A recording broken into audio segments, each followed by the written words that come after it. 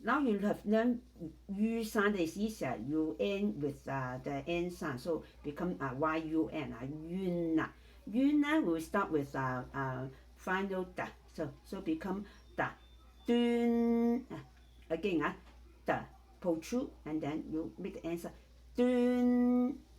and then we have ta turn,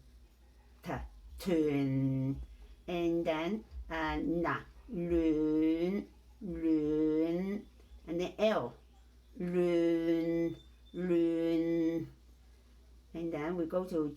ga gun, and then ka kun, and then we skip one, and then we go to h hyun, and then we skip a few, and then the last four one g c c 23 okay g 轉全時算，and then the 日願